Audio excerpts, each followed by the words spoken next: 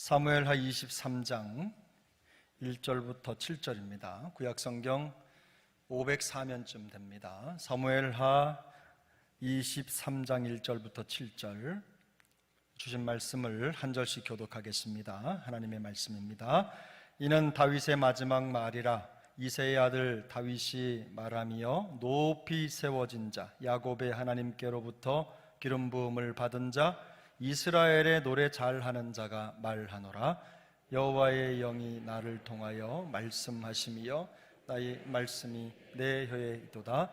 이스라엘의 하나님이 말씀하시며 이스라엘의 반석이 내게 이르시기를 사람의 공의로 다스리는 자 하나님을 경외함으로 다스리는 자여 그는 돋는 해의 아침빛 같고 구름 없는 아침 같고 비 내린 후에 광선으로 땅에서 우미 돋는 새싹 풀 같으니라 하시도다.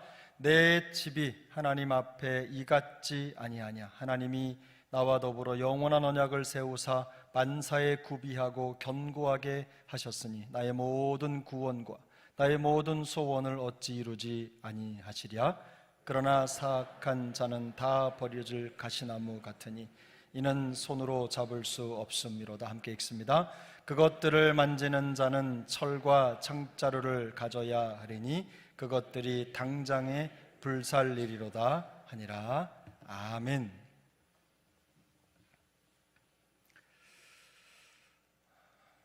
오늘은 다윗에게 신앙의 길을 묻다 시리즈 53번째입니다. 53번째 시간입니다. 함께 읽은 본문 말씀을 가지고 다윗의 마지막 노래라는 제목으로 말씀의 은혜를 나누겠습니다. 오늘 본문은 마지막 말이라는 타이틀이 붙었습니다. 다윗의 마지막 말. 아마도 그가 죽기 전에 마지막으로 남긴 말이라는 의미일 것입니다. 유언이라고 할 수도 있겠지만 아직 유언은 아닙니다. 다윗이 죽기 전 바로 직전에 남긴 진짜 유언은 열왕기상 2장에 기록되어 있습니다. 하지만 다윗이 여기에 남긴 마지막 말은 그의 생애의 마지막 순간이 다가왔을 때 남긴 유언과도 같은 말인 것은 분명합니다. 그가 살아온 인생의 궤적이 고스란히 담겨 있기 때문입니다.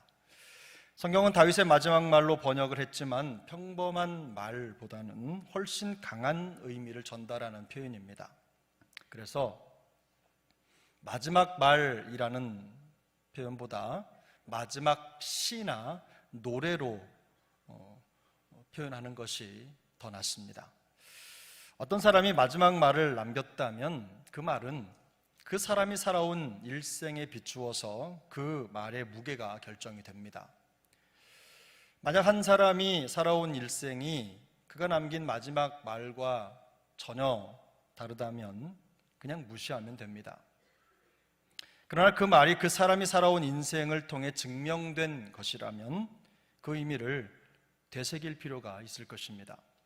더구나 사람이 일생 동안 수많은 사람들에게 영향을 미쳤다면 그가 남긴 마지막 말은 더 중요하고 소중할 것입니다. 우리가 예수님께서 삶과 사역을 통해서 우리에게 남기신 말씀들을 진리로 삼고 우리의 삶의 표준으로 삼는 이유는 그 말씀을 하신 분이 우리의 하나님이시자 구원자이시기 때문입니다. 그분이 승천하시기 전에 남기신 너희는 땅끝까지 이르러 내 증인이 되라고 하신 마지막 유언은 이 땅의 모든 교회와 성도들의 사명이 되었습니다. 오늘 우리가 읽은 다윗의 마지막 말이 우리에게 큰 의미가 있는 이유는 그의 일생에 그가 살아왔던 일평생 그는 하나님의 사람으로 훌륭한 삶을 살았을 뿐만 아니라 예수님을 보여주는 그림자였기 때문입니다. 그는 예수님을 보여주는 사람이었어요. 그가 죄가 없는 완벽한 삶을 산 것은 아니지만 그럼에도 불구하고 그는 살아온 삶의 궤적을 통해서 하나님과 동행한 사람이었음을 고백합니다. 다윗의 마지막 노래는 각 연마다 그의 인생에 대한 중요한 주제를 담고 있습니다. 먼저 우리 본문 1절을 함께 읽겠습니다. 1절입니다. 이는 다윗의 마지막 말이라. 이새의 아들 다윗이 말하미여 높이 세워진 자, 야곱의 하나님께로부터 기름 부음을 받은 자, 이스라엘의 노래 잘하는 자가 말하노라. 아멘. 여기에는 다윗 자신에게 일어난 놀라운 변화에 대한 찬양이 담겨 있습니다. 그는 가장 먼저 자기 자신을 이새의 아들이라고 소개합니다. 다윗은 여기에 이 자리에서 자신을 이새의 아들이라고 밝힘으로써 별 볼 일 없는 자신의 과거를 회상합니다. 정말 별 볼 일 없었던 시작이었죠. 다윗은 베들레헴이라고 하는 궁벽한 시골에서 터를 잡고 살았던 작은 농가에서 평범하게 태어났습니다. 대단한 가문 출신도 아니었습니다. 많은 재산을 소유한 것도 아니었습니다. 그의 아버지 이새는 그저 평범한 농부였고 다윗은 그의 8번째 막내 아들로 태어났습니다. 그게 전부입니다. 그리고 이것이 다윗이라고 하는 사람의 처음이었고 시작이었습니다. 다음으로 다윗은 자신을 높이 세워진 자라고 노래합니다. 이 높이 세워졌다는 것은 일종의 군사용어입니다.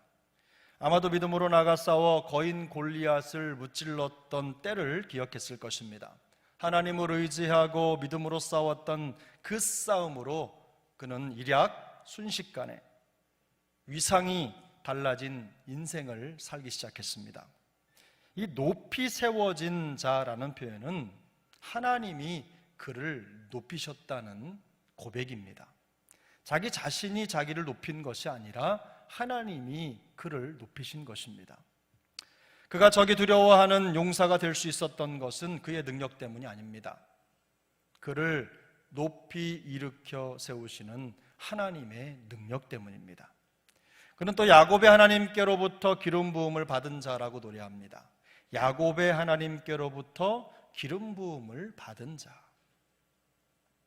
기름 부음을 받았다는 것은 구별되었다는 뜻이지만 신약에서는 예수님을 가리키는 메시아라는 말과 똑같은 말입니다. 사무엘이 다윗의 머리에 기름을 붓자 여호와의 영이 다윗에게 크게 임했습니다. 하나님이 다윗을 왕으로 선택하셨다는 증표입니다.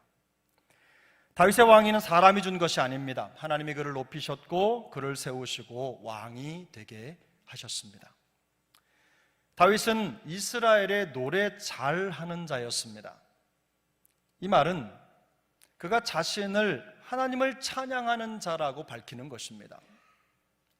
그는 왕이 되었고 그리고 왕이 된 다음에 인생의 성공을 이루었을 그때에 하나님을 찬양하는 찬양자가 된 것이 아닙니다. 아주 어릴 때 양을 치는 목동이었을 때부터 그는 하나님을 찬양하는 노래를 지어 불렀고 기쁠 때나 슬플 때나 또 아플 때나 혹은 성공할 때나 어느 때에든지 항상 하나님을 찬양하는 시인이었습니다. 아마도 그가 왕이 되지 않았다면 그는 시인이 되었든지 아니면 음악가가 되었을 것입니다. 그는 심지어 돌이킬 수 없는 큰 실수를 저질러 인생의 벼랑 끝에 섰을 때 그때에도 깊은 참회의 마음을 노래로 지어서 하나님께 올려드렸습니다. 하나님을 향한 시와 노래는 그의 인생 전체에 유유히 흐르는 거대한 강물, 마르지 않는 강과도 같았습니다. 시편 89편 20절 21절은 이렇게 노래합니다. 내가 내 종 다윗을 찾아내어 나의 거룩한 기름을 그에게 부었도다. 내 손이 그와 함께하여 견고하게 하고 내 팔이 그를 힘이 있게 하리로다. 다윗은 처음부터 대단한 사람은 아니었습니다. 그의 고백처럼 그는 특별한 것도 없었습니다. 그저 평범한 시골 농부의 가정에서 막내로 태어나 보잘것없는 인생을 살았습니다. 그런데 하나님이 그를 찾아내셨습니다. 그에게 기름을 부으셨고 이스라엘의 왕으로 세우셨습니다. 하나님은 그와 함께 하시며 그를 견고하게 하고 힘있게 하시겠다고 약속해 주셨습니다. 그가 이스라엘의 높은 자, 기름 부음을 받은 왕이 된 것은 거부할 수 없는 하나님의 은혜였고 섭리였습니다. 다윗은 자기의 인생에 부어진 바로 그 하나님의 은혜를 바로 지금 노래하고 있는 것입니다. 특별할 것도 없고 자랑할 것도 없던 인생이 하나님의 은혜를 만난 이후로 세상에 예수님을 보여주는 인물이 된 것입니다. 그는 출생의 환경이 자신의 믿음과 삶을 결정하도록 방치하지 않았습니다. 많은 분들이 자기가 태어날 때 가졌던 삶의 흔적이나 아픔을 더 이상 전진하지 못하는 이유로 얘기합니다. 장애를 가지고 태어날 수도 있습니다. 그런데 시작이 그랬지만 인생을 그렇게 끝내지 않는 사람이 훨씬 더 많습니다. 그는 자신이 태어나 자란 그 자리에서 남들과 다른 믿음으로, 남들과 다른 찬양을 하나님께 올려드리는 특별한 영성의 소유자였습니다.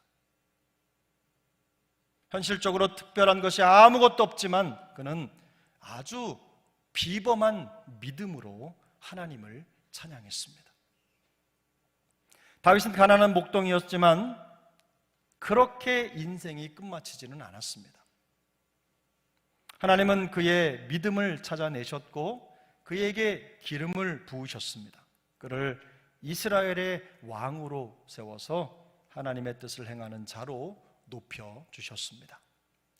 고린도전서 1장 26절부터 28절은 이렇게 말씀합니다. 함께 읽습니다. 형제들아 너희를 부르심을 보라. 육체를 따라 지혜로운 자가 많지 아니하며 능한 자가 많지 아니하며 문벌 좋은 자가 많지 아니하도다. 그러나 하나님께서 세상에 미련한 것들을 택하사 지혜 있는 자들을 부끄럽게 하려 하시고 세상에 약한 것들을 택하사 강한 것들을 부끄럽게 하려 하시며 하나님께서 세상에 천한 것들과 멸시받는 것들과 없는 것들을 택하사 있는 것들을 패하려 하시나니. 아멘. 성도는 예수 그리스도의 십자가의 사랑과 은혜를 입고 새로운 생명으로 태어난 사람들입니다. 은혜와 사랑을 입었다는 것은 하나님께서 우리를 처음에 태어난 그대로 살아가도록 내버려두지 않는다는 것을 뜻합니다. 우리는 더 이상 세상에 버려진 죄의 자녀가 아닙니다. 은혜로 말미암아 태어난 하나님의 자녀입니다. 다윗이 기름 부음 받은 왕이 된 것처럼 우리도 성령으로 기름 부음을 받아 하나님의 자녀가 되었습니다. 고린도후서 5장 17절은 이렇게 말씀합니다. 그런즉 누구든지 그리스도 안에 있으면 새로운 피조물이라.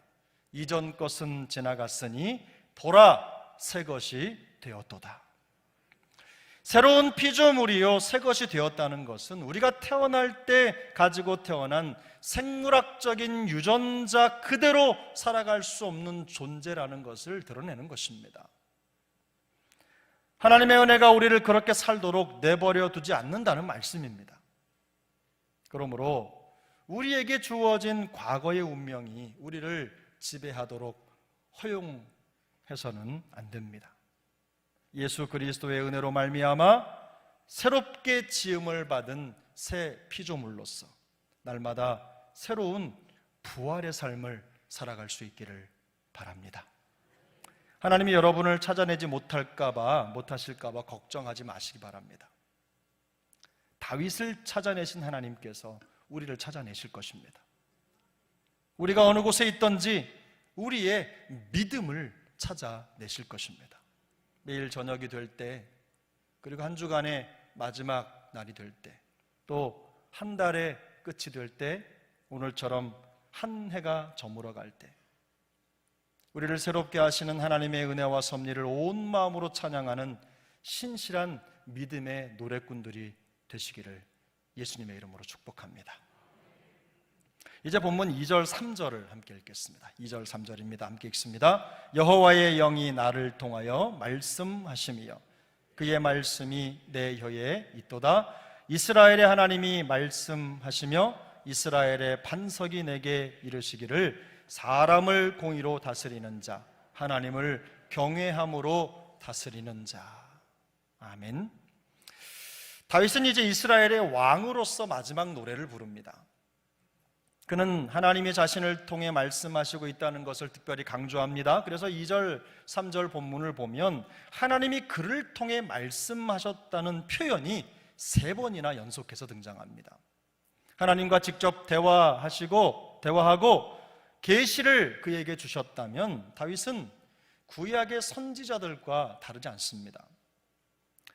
신약 성경을 보면 사도행전 2장 30절을 보면 다윗을 선지자라고 인정합니다. 특히 선지자들의 사역은 2가지 특징으로 나타나는데 바로 하나님의 공의와 하나님을 두려워하는 것입니다. 다윗은 왕이었지만 마치 선지자처럼 2가지의 특징을 보이는 통치로 그에게 맡겨진 직무를 감당했습니다. 그는 하나님의 공의로 나라를 통치했습니다. 뿐만 아니라 하나님을 경외함으로 다스렸습니다. 이 경외함이라고 하는 것은 두려움입니다. 다윗은 이방 나라를 다스리는 왕들과는 다른 왕이었습니다. 그는 하나님의 공의와 하나님을 두려워하는 마음으로 나라를 다스렸습니다. 하나님의 말씀을 가진 자로서 그의 혀의 말로 백성을 공의롭게 다스리는 사람이 된 것입니다. 말과 삶이 하나가 된 것입니다. 마치 하나의 샘에서 단물과 쓴물을 동시에 낼 수 없듯이 다윗은 하나님의 말씀을 가진 자로 하나님의 말씀으로 나라와 백성을 통치했습니다. 말할 때는 하나님의 말씀을 하시는 것 같이 하고 주님이 맡기신 직무를 감당할 때는 하나님이 공급하시는 힘으로 하는 것처럼 감당했습니다. 요즘으로 말하면 그는 교회 안에서나 교회 밖에서나 항상 그리스도인이었습니다. 영적인 삶과 세속적인 삶을 나누지 않는 사람입니다. 자신이 하는 말과 행동으로 자신이 하나님의 기름 부음 받은 사람이라는 것을 보여주는 사람이었습니다. 그는 하나님의 뜻대로 사는 사람이 되어서 세상에 하나님의 공의와 복음의 영향력을 나타내는 사람이었습니다. 다윗은 4절에서 하나님의 공의로 다스리며 하나님을 경외하는 사람들이 이 세상에 어떤 영향력을 드러내는지를 한 폭의 그림처럼 묘사합니다. 4절을 같이 읽겠습니다. 4절입니다. 그는 돋는 해의 아침빛 같고 구름 없는 아침 같고 비 내린 후에 광선으로 땅에서 우미 돋는 새풀 같으니라 하시도다. 돋는 해의 아침빛, 구름 없는 아침, 비 내린 후에 태양빛, 그리고 그 땅에서 우미 돋는 새풀, 이런 모습들은 모두 말씀과 삶이 하나가 된 사람에 대한 비유입니다. 그리고 이것들은 모두 생명을 상징하는 창조의 빛입니다. 마태복음 5장 14절, 15절, 16절을 보면 너희는 세상의 빛이라. 산 위에 있는 동네가 숨기지 못할 것이요 사람이 등불을 켜서 말 아래 두지 아니하고 등경 위에 두나니 이러므로 집안 모든 사람에게 비치느니라. 16절 함께 읽습니다. 이같이 너희 빛이 사람 앞에 비치게 하여 너희 착한 행실을 보고 하늘에 계신 너희 아버지께 영광을 돌리게 하라. 아멘. 눈이 부시도록 밝고 부드러운 햇빛 같은 인생이었음을 고백하는 이 다윗의 노래가 다윗 한 사람만의 선언으로 끝나서는 안 될 것입니다. 주님은 우리를 세상의 빛이라고 부르십니다. 말씀과 삶이 하나가 된 착한 행실로 세상에 비추는 빛입니다. 다윗은 감히 예수 그리스도의 십자가로 구원받은 모든 하나님의 백성들이 하나님의 공의와 또 하나님을 두려워함으로 이 세상에 살고 말씀과 삶이 하나가 된 착한 행실로 세상에 빛을 비추는 그런 삶을 살기를 당부하고 있는 것입니다. 우리도 똑같이 자기와 똑같은 삶을 살아서 세상에 대해서 돋는 해의 아침빛 같고 또 구름 없는 아침 같고 비 내린 후에 광선으로 생명을 움트게 하는 인생을 살도록 격려하고 있는 것입니다. 우리 모두가 이런 인생의 주인공이 될 수 있기를 축복합니다. 하나님의 말씀을 읽고 듣고 지키는 복된 인생의 주인공이 될 수 있기를 예수님의 이름으로 축복합니다. 우리 5절을 함께 읽겠습니다. 5절입니다. 내 집이 하나님 앞에 이같지 아니하냐. 하나님이 너와 더불어 영원한 언약을 세우사 만사에 구비하고 견고하게 하셨으니 나의 모든 구원과 나의 모든 소원을 어찌 이루지 아니하시랴. 아멘. 지금까지 다윗은 자기를 찾아내시고 거룩한 기름을 부어 자신을 왕으로 세우신 하나님을 찬양했습니다. 그는 왕이라기보다는 하나님의 말씀을 가진 자로서 자신이 어떤 삶을 살았는지를 고백한 것입니다. 물론 다윗은 완벽하지 않았습니다. 유혹에 넘어지기도 했고 죄의 깊은 수렁에 빠지기도 했습니다. 수많은 인생 위기 속에서 죽을 것만 같은 시간을 지나기도 했습니다. 그의 인생은 결코 오늘 이 노래를 부를 수 있을 만큼 완벽하다고 말할 수 없는 격동의 인생이었습니다. 하지만 그는 시편 118편 17절부터 19절까지 이런 고백을 합니다. 여러분 들어보십시오. 내가 죽지 않고 살아서 여호와께서 하시는 일을 선포하리로다. 여호와께서 나를 심히 경책하셨어도 죽음에는 넘기지 아니하셨도다. 내게 의의 문들을 열지어다.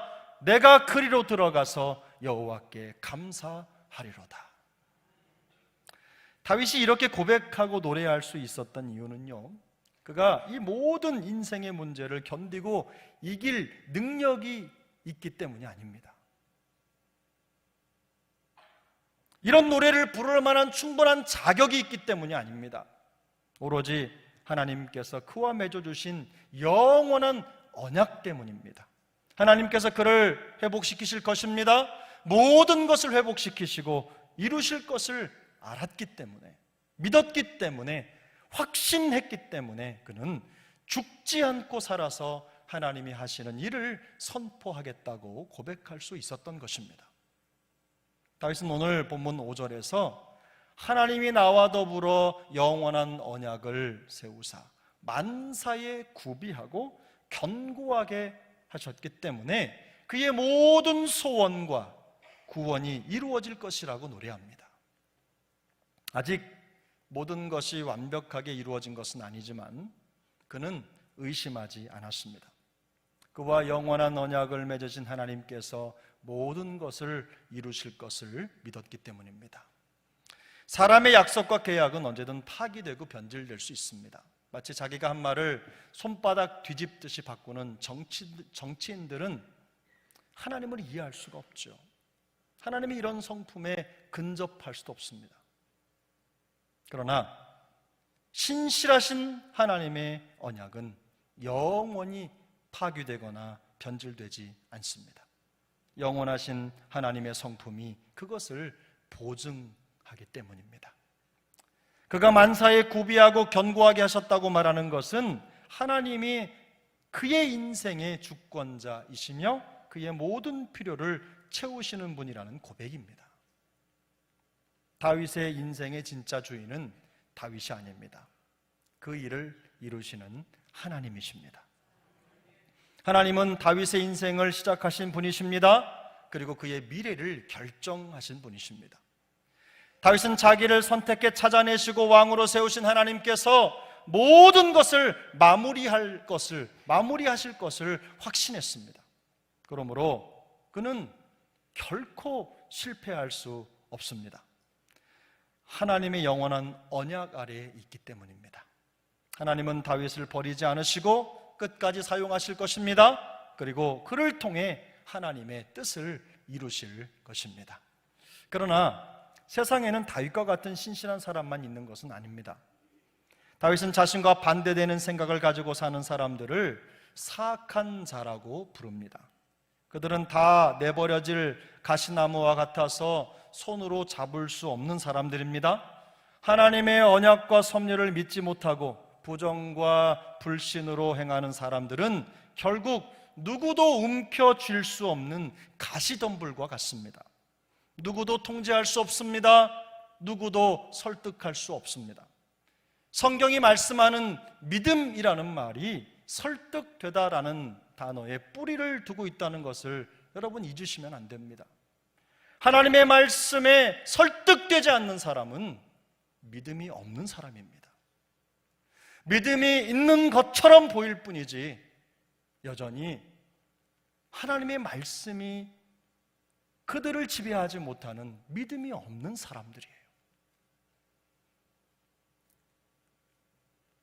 그런 사람들을 우리는 영적인 구제불능이라고 말합니다. 그것이 오늘 본문 6절과 7절이 보여주는 언약 안에서 살지 않는 사람들의 모습입니다. 그러나 다윗처럼 언약 안에 사는 사람들은 다릅니다. 비록 내 뜻대로 안 돼도 선하신 하나님의 뜻을 믿고 인내합니다. 감정과 기분으로 말씀의 가르침을 꺾지 않습니다. 자신의 삶에 하나님의 영원한 언약이 흐르고 있음을 믿습니다. 고난도, 눈물도, 아픔도, 상처도 하나님이 쓰시는 인생 재료라는 것을 인정하면서 묵묵히 믿음의 길을 걷습니다.